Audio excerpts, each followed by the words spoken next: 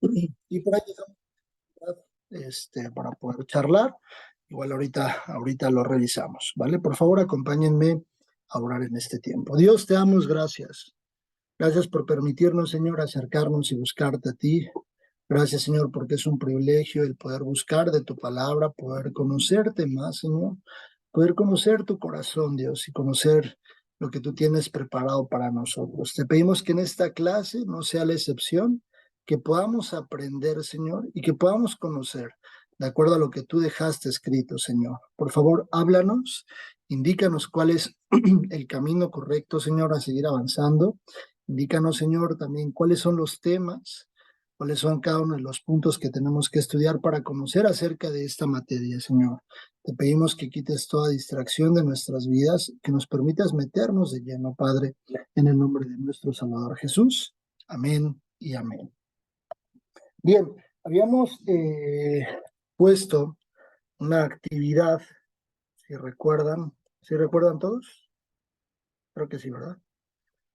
Acerca del alma, ¿no? Porque hablamos nosotros que somos seres tripartitos, como lo es así nuestro Dios Padre, Dios Hijo y Dios Espíritu Santo. Y no sé si alguno de ustedes pudo investigar, que quiera participar y que más o menos vaya diciendo, oye, yo investigué esto, encontré esto en la Biblia, esto dice la Biblia, y poder ir un poco desglosando. ¿Quién quiere participar? ¿Quién dice yo? Yo, maestro. Ana María, adelante, por favor. Sí, pues pude leer en Génesis 2:7, ¿verdad? Donde dice, entonces Jehová Dios formó al hombre del polvo de la tierra y sopló en su nariz aliento de vida y fue el hombre un ser viviente. Entonces es ahí donde el Señor le da pues vida, ¿verdad? Al primer hombre, pero pues ya a nosotros procrear, ¿verdad? Es en el momento de la fecundación, cuando empieza la vida, o sea, no a los meses ni a días, sino es en el momento, es ahí donde ya hay vida. Ok, perfecto. Muchas gracias, mi hermana Mari. Excelente punto también. Muy, muy buen punto. ¿Alguien más? ¿Alguien más que quiera compartir? Vamos, Ari, yo sé que tú tienes ahí el dato. No, bueno, yo también chequé Génesis 2:7 y también la primera vez de alma está en Génesis 12:13, lo define como Nefesh, es criatura que respira, vitalidad, aliento, alma, cuerpo, mente. Y en Génesis 2:7, la palabra que encontré de aliento fue Neshama, resoplido, viento, y viene aquí alma, espíritu, hálito. Entonces recordé que el maestro Sabás en antropología del hombre, Sí. nos lleva así varias cosas del alma, de la tricotomía del hombre contra la dicotomía. Y por ejemplo, algunas anotaciones que hice es que el alma es eterna. Bueno, nos decía que el alma del hombre es eterna. Entonces, y nos decía también de la teoría de la preexistencia y de la teoría creacionista. Entonces estuve ahí leyendo mis apuntes y lo que me llamó la atención es que el alma del hombre es eterna. Entonces, pues sí, pues la verdad es que no resolví mucho la duda en qué momento surge el alma, porque pues sí es eterna, como el espíritu. Entonces, pues ¿Dónde? sí me hizo reflexionar. Gracias. No, gracias, Ari. Es muy bueno el cuestionamiento. Si se dan cuenta, cuando nos metemos así de lleno a estudiar, un poco sacar los originales, que fue lo que hizo Sari, ir tal vez a una concordancia, ir a un Strong, ver el original hebreo, qué dice, a qué refiere, podemos encontrar muchas cosas y surgen dudas que hay que ir a resolver y aclarar con la propia Biblia. ¿Alguien más que quiera compartir? ¿Alguien más? ¿Alguien más? ¿Quién dice Joe? Charlie, vamos Charlie. ¿Qué nos puedes compartir? Carlos Quintero, cuéntanos. Si nos escuchas, Carlitos, Carlos, ¿estás? Creo que andas ocupado, ¿verdad? ¿Sí nos escuchas? Sí, un segundo. Sí, no te preocupes. Bueno, sí, es que estoy en el trabajo, pero me va a tomar Sí, un no te... momento.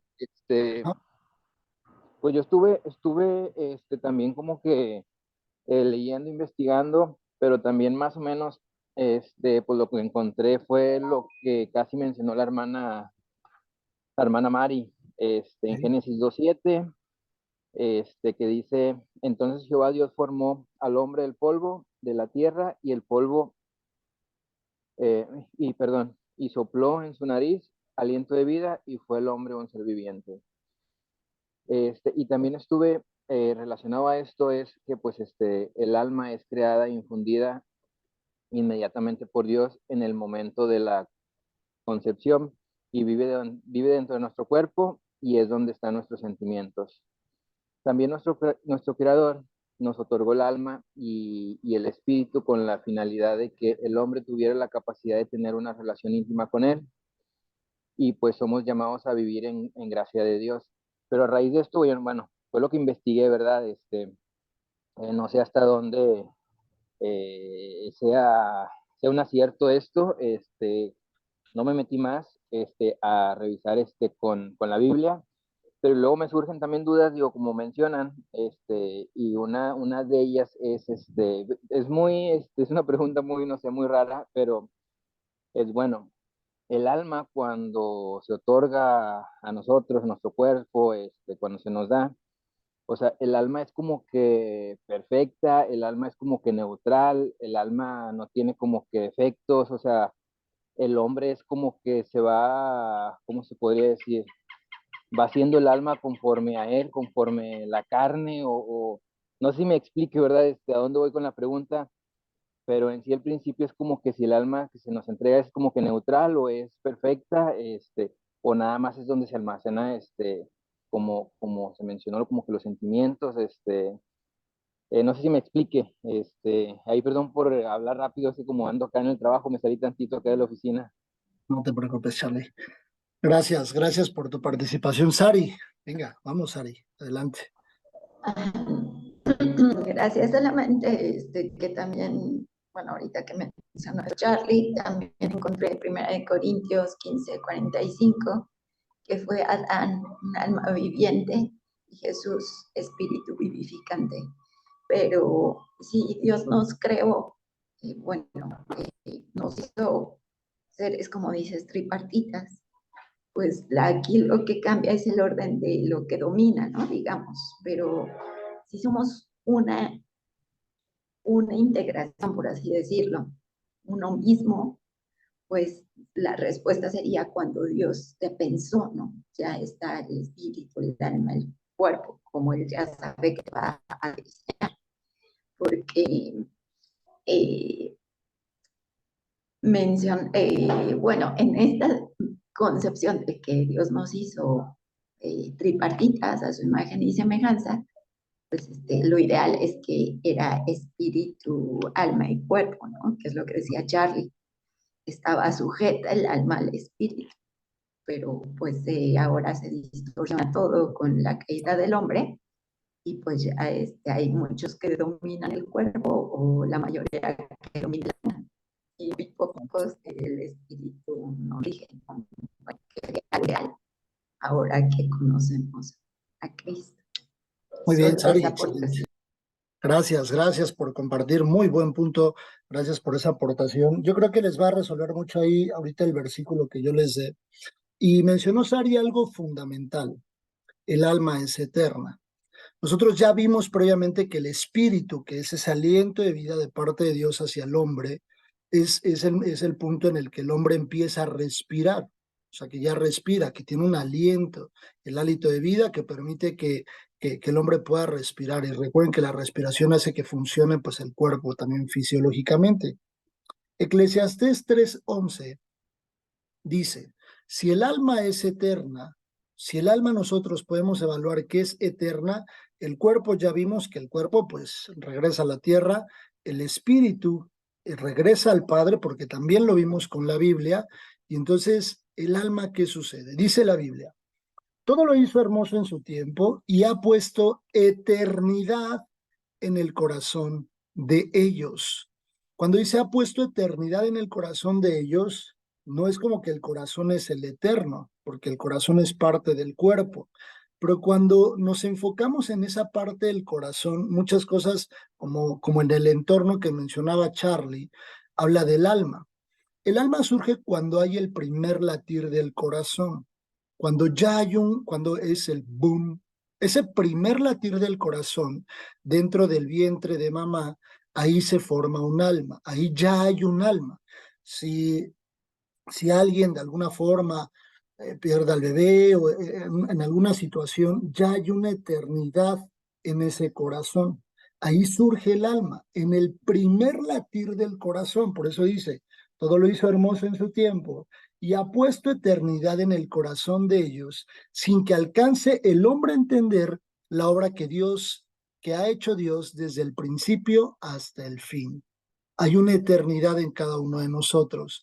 Y en el boom del corazón, en el primer boom, es justamente el punto donde surge la eternidad, donde surge el alma. Previo a ese punto del primer boom en el corazón, todavía no hay un alma. Se está formando, es un proceso biológicamente y fisiológicamente celular, en la materia de embriología, que pues no lo vemos nosotros, pero se empieza a formar derivado de muchas células y empieza a formar hasta el punto en el que llega un corazón.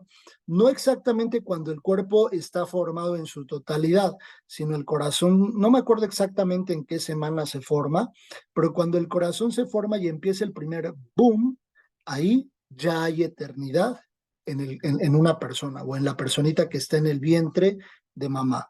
Por eso, cuando mucha gente dice, no, no es una vida, no, no pasa nada, no pasa absolutamente nada, no, ya hay una eternidad en el corazón de esa personita, ¿vale? Entonces, ya tenemos resuelto la parte del alma, cuerpo y espíritu. Muy bien, entonces ya sabemos en qué momento surge el alma y en qué momento podríamos nosotros mencionarle a las personas. Yo lo digo por el siguiente caso. En algún punto una persona me dijo, oye, perdí a mi bebé, ¿qué pasa? Y hay un dolor profundo cuando pierda al bebé. Y había un dolor en esta persona. Yo le decía, y esta persona me decía, ¿crees que en la eternidad pudiera conocer a ese bebé? Es una pregunta fuerte, ¿no? Así yo decía en ese momento, wow, ¿por qué preguntas esto, no? Como que requiere una palabra de consuelo. Entonces, consultando con el pastor Jonathan, de hecho, le preguntaba yo, ¿ya hay eternidad? Y justo me hacía referencia a esto, ¿no? Cuando ya empieza el primer boom del corazón, a partir de ahí ya hay un alma y ya hay eternidad en el corazón, ya hay eternidad en las personas, o en el alma de la persona, ¿vale? Continuaremos, muy bien. ¿Puedes dar un punto de vista, profesor? Sí, por favor. Soy Angie. Sí, sí, sí. Bueno, con referente a lo que usted está diciendo, Ajá. dice la palabra de Dios en el Salmo 139, mi embrión vieron tus ojos. Ajá. Entonces, ya desde el embrión, ya Dios nos está formando, ya nos dio vida desde el embrión. Entonces yo, ya desde allí, no importa un primer mes, el segundo, ¿no? Sino ya desde que se gestó el óvulo con el esperma, ya desde ahí, desde ese embrión, ya es la vida. Entonces, Sí. dice la palabra de Dios en el Salmo 139. Bueno, Sí, acuérdense, la palabra ahí, para no meternos tan a detalle, el embrión es una etapa propiamente de la gestación, ¿no? Inicialmente no es un embrión, sino inicialmente es un proceso celular. Bueno, yo no soy médico, ¿eh? Pero un poco he estudiado ese tema y ahora que ya pues tenemos una bebé, mi esposo y yo, pues se investigas un chorro de cosas y aprendes un chorro de cosas, ¿no? Entonces hay un proceso celular previamente donde se empieza a formar pues todo el cuerpo. Es algo maravilloso, ¿no? Es algo espectacular lo que sucede. O sea, yo recuerdo ultrasonidos de un inicio de la bebé, así era una cosa así, de la nada, y al final, pues, lo que termina siendo. Sí, habría que meternos a estudiar más, no quiero profundizar, pero el embrión es una etapa, o es un momento específicamente del proceso, como también el feto, el proceso celular, y sin duda Dios, yo veo ahí mucho que hace referencia al cuidado de Dios, ¿no? Del bebé, la elección, el llamado de Dios desde ese momento, el hecho de que Dios pusiera los ojos sobre nosotros, ¿no? Porque nosotros, pues nadie es digno, sinceramente, sino por medio de la sangre de Jesús es que entramos a esa gracia para poder recibir a nuestro Dios. Pero a lo mejor es un tema que habría que abordar posteriormente, pero sin duda, pues ya desde esa etapa ya hay una vida en el bebé, ¿no? Entonces, se recuerden muy bien, a partir de que el corazón hace su primer latir, ahí podemos identificarlo de acuerdo a Eclesiastés 3:11, ¿vale? Siguiente tema que vamos a ver, siguiente punto, vamos a ver el tabernáculo. Lo vamos a ver en 3 clases por mucho, vamos a dar una pasada a todo lo que es el tabernáculo, los elementos que hay dentro, fuera del tabernáculo, y por qué es importante conocer el tabernáculo en escatología. Nos va a dar una introducción, un preámbulo a algo que vamos a estudiar posteriormente, pero es importante tener el conocimiento de cómo funcionó el primer templo que Dios pidió que se levantara con un propósito específicamente. Tabernáculo quiere decir residencia, cabaña, casa, habitación o morada. Uno de los propósitos por los cuales Dios instituyó a Moisés que levantaran este templo, este tabernáculo, es porque Dios siempre ha querido habitar con el hombre, o sea, siempre ha querido que el hombre sepa que Dios está ahí, que Él está ahí. Desde el principio en el Génesis podemos ver cómo existía la convivencia, hablaban del Génesis hace rato, y cómo había una convivencia cercana del Padre con el hombre, ¿no? Estaban cerca. O sea, dice la Biblia que les llamó, escucharon ellos y hablaron con Dios y después fueron desterrados derivado de que pues desobedecieron a Dios, ¿no? Entonces, siempre Dios se ha empeñado en buscar que el hombre sepa que Él quiere estar cerca de nosotros. El tabernáculo fue un lugar que Dios pidió que se levantara con el propósito de que Dios morara con el pueblo de Israel, un pueblo escogido por Dios. Nosotros podemos evaluar ahí en Ezequiel 37, cuando veamos el libro de Ezequiel, o cuando veamos un poco al profeta Ezequiel en escatología, veremos que hay ciertos detalles interesantes. En Ezequiel 37, 27, 28, dice la Biblia: estará en medio de ellos mi tabernáculo, y seré a ellos por Dios, y ellos serán mi pueblo. Y sabrán las naciones que yo, Jehová, santifico a Israel, estando mi santuario siempre en medio de ellos para siempre. Hay una profecía que existe, y alrededor de esta profecía del profeta Ezequiel existen diferentes teorías. Se dice que hay un templo que Dios le da en una visión al profeta Ezequiel. Le describe un templo. Vamos a ver algunas características posteriormente, por eso es importante ver un poco este tema. Le da una visión de un templo, y muchas personas dicen que ese templo es la descripción del tabernáculo o el templo que existirá en medio de nosotros en la eternidad. Otros dicen que solamente es interpretativo y figurativo, como algunos textos en la Biblia que son interpretativos, pero hay un poco entre se debaten si sí o no. ¿Cuál es el punto que determinan para decir que no? El punto que determinan para decir que sí es que tiene mucha coincidencia, también ahorita vamos a ver un versículo en Apocalipsis, pero que tiene mucho que ver con el tabernáculo de Moisés. Pero el punto para que digan que no es que Ezequiel menciona que se harán sacrificios en este templo. ¿Cuál era el propósito? Muy general, sin describirlo. ¿Cuál era el propósito de los sacrificios en el tabernáculo? ¿Alguien sabe cuál era el propósito de los sacrificios en el tabernáculo? Perdón de El pecado. perdón de los pecados, la redención. Ajá. El encontrar la redención por medio de la expiación. El encontrar la redención, ese era el propósito.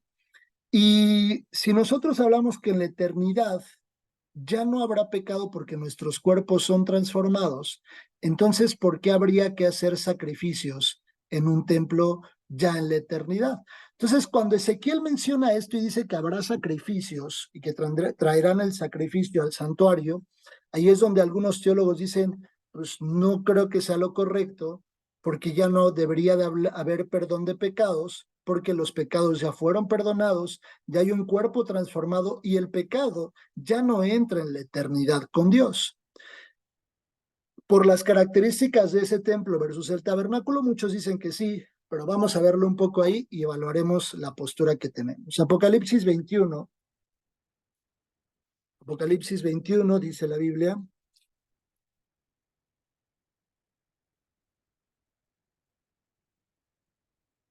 y oí una gran voz, 21:3, Apocalipsis 21:3. Y oí una gran voz del cielo que decía: he aquí el tabernáculo de Dios con los hombres, y él morará con ellos, y ellos serán su pueblo, y Dios mismo estará con ellos como su Dios. Este tabernáculo es un poco lo que yo les mencionaba, ¿no? Lo que yo les decía, que por eso hacen referencia al tabernáculo que Dios le da o al templo que Dios le da a Ezequiel. Sin embargo, uno de los objetivos y que podemos extraer al estudiar este versículo es la palabra tabernáculo.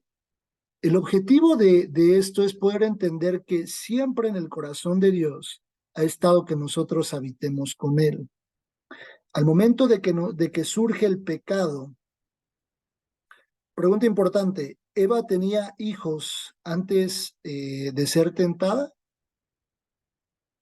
¿Eva tuvo hijos antes de ser tentada? Sí, porque dice la Biblia que ella era la madre de todos los seres vivientes previo al pecado. Dice, ella era la madre de todos los seres vivientes, búsquenlo en Génesis. Y aparte le dice, multiplicaré el dolor de tus preñeces.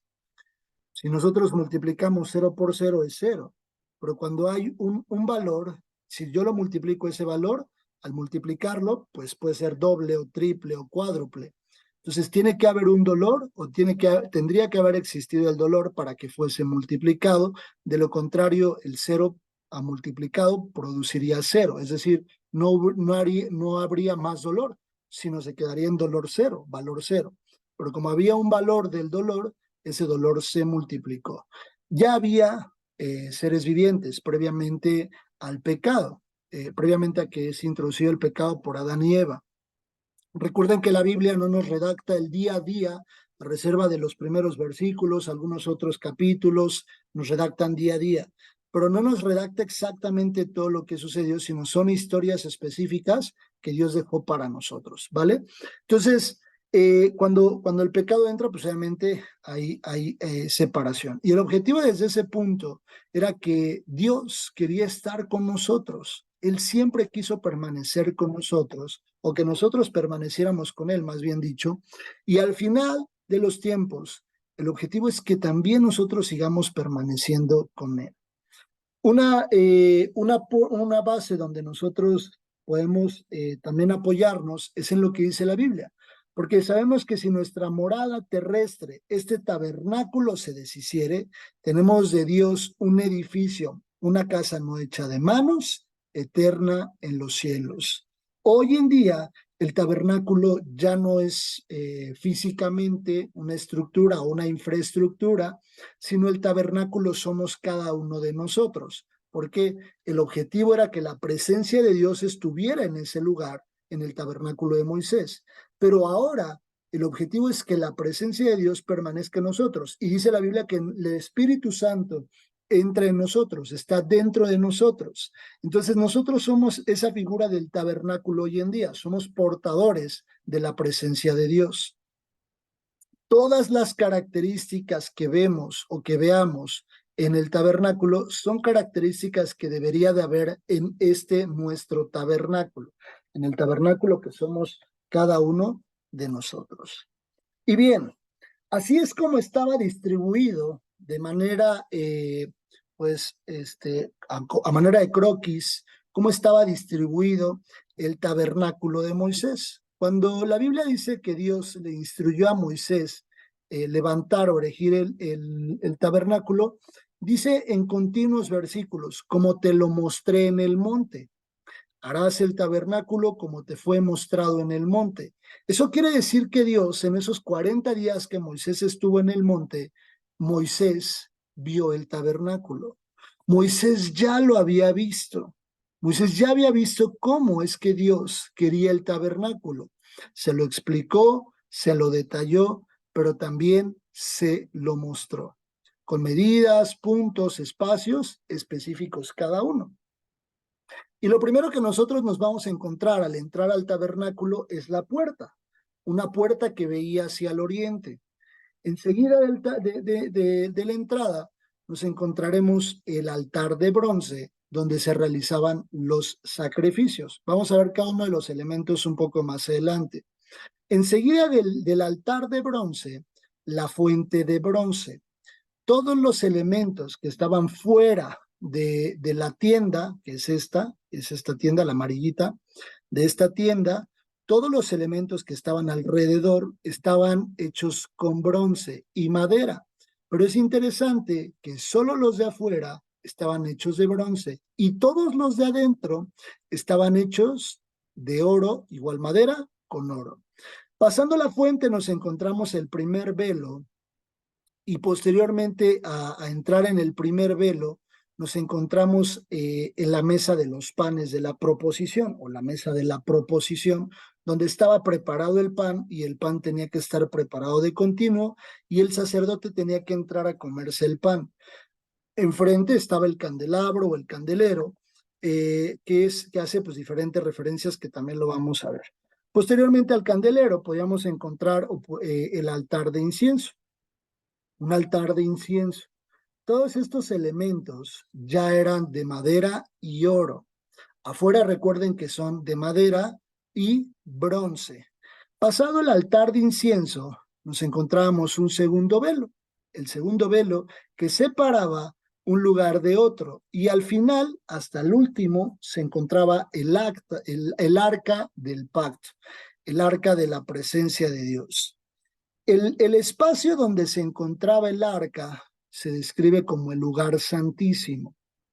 El espacio donde estaba la mesa de los panes, el candelero y el altar de incienso se describe como el lugar santo. Y al principio nos podemos encontrar el atrio. El atrio o patio, también podemos conocerlo como el patio, es básicamente un patio. Y todo lo que, repito, todo lo que estaba, los elementos que estaban en el atrio, estaban hechos de madera y bronce, y los que estaban en el lugar santo y en el lugar santísimo estaban hechos de madera y de oro. ¿Vale? ¿Hasta aquí está claro todo? Sí, perfecto. La tienda tenía que estar hecha de un material rígido. Tenía que estar hecha de un material rígido, pero no podía estar fija. No podía estar fija. En Éxodo 26, si quieren vamos a Éxodo 26, voy a leerlo muy de corrido.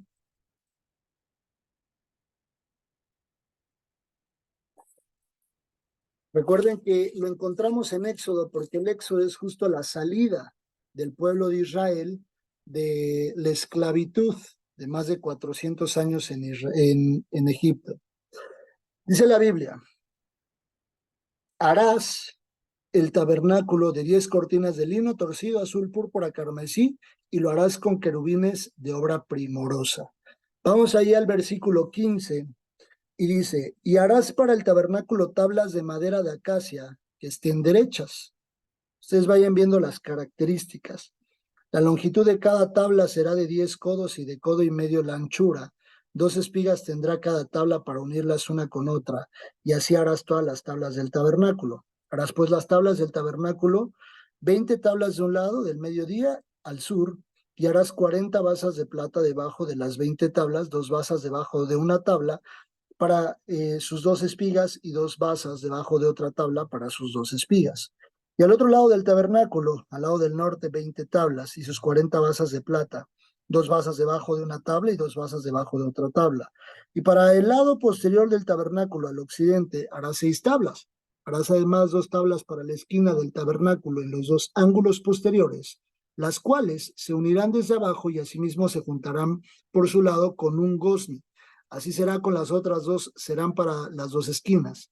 De suerte que serán 8 tablas con sus basas de plata, 16 basas, 2 basas debajo de una tabla y 2 basas debajo de otra tabla. Harás también 5 barras de madera de acacia para las tablas de un lado del tabernáculo y 5 barras para las tablas del otro lado del tabernáculo y 5 barras para las tablas del lado posterior del tabernáculo al occidente. Y la barra del medio pasará por en medio de las tablas de un extremo a otro, y cubrirás de oro las tablas, y harás sus anillos de oro para meter por ellos las barras. También cubrirás de oro las barras, y alzarás el tabernáculo conforme al modelo que te fue mostrado en el monte. Todo tiene algo muy interesante, muy interesante. Estas tablas tenían que estar unidas, nos habla de unión. La estructura de la iglesia hoy en día es justamente unión. Nosotros tenemos que estar unidos. El tabernáculo era digamos que un edificio de manera rectangular, largo de un lado, corto de las esquinas y largo del otro lado, ¿no? Rectangular, con una entrada y no había salida hacia atrás, sino la misma entrada funcionaba con una salida. Basas de plata. Algo interesante es que este tabernáculo no tenía que estar fijo, es decir, no había cimientos para estar fijo. ¿Por qué? Porque cada que se movía la nube, cada que la nube se movía, ellos tenían que tomar la tienda y todos los elementos y salir corriendo para moverse y establecer el tabernáculo donde Dios estableciera la nube, que era la figura de la presencia.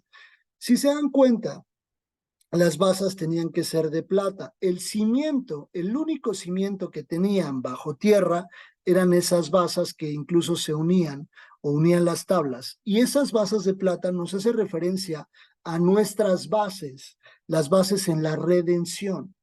La plata nos hace una referencia a la redención.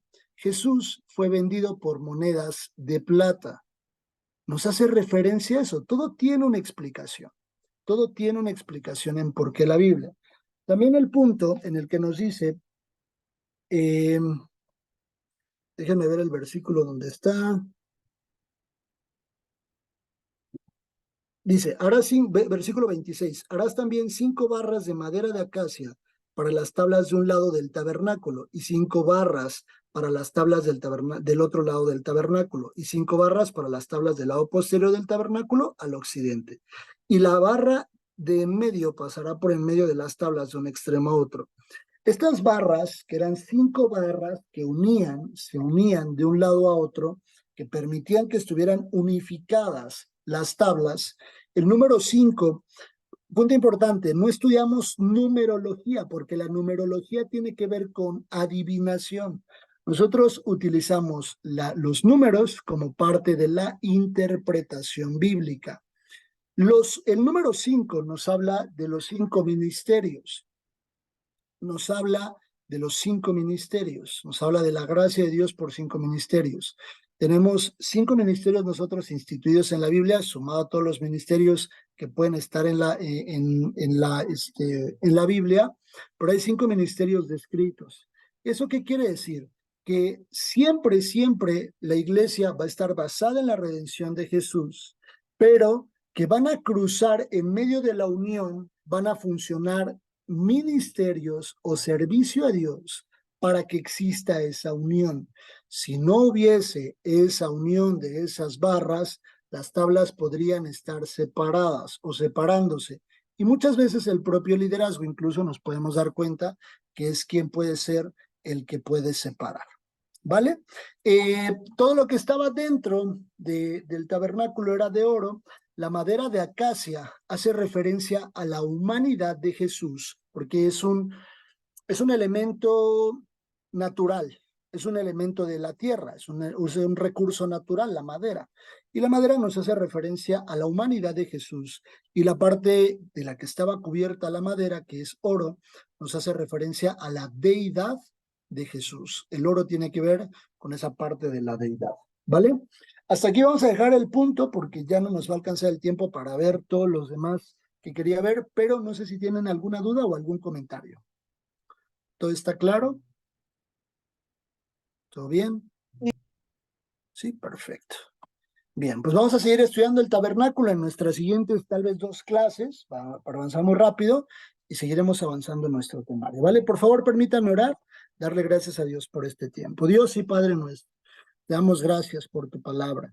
Gracias porque nos enseñas, Dios. Gracias porque al leer tu palabra, al escucharte a ti, Señor, podemos ver que tu palabra está escrita y repleta, Señor, de cosas que gritan a nuestro corazón, que tú eras una profecía desde el Antiguo Testamento, que te cumpliste en el Nuevo Testamento y que estamos seguros, Dios, que se cumplirá todo lo que se ha escrito de ti hacia el Apocalipsis, hacia los últimos tiempos. Por favor, Dios, permítenos vivir de la forma que tú esperas, ser agradables delante de ti, Dios. Ponemos nuestras vidas en tus manos, dándote a ti toda la honra, toda la gloria y toda la alabanza a ti, en el nombre de nuestro Salvador Jesús. Amén y amén. Que Dios los guarde, que Dios los bendiga y pasen bonito fin de semana. Cuídense mucho. Bye, bye.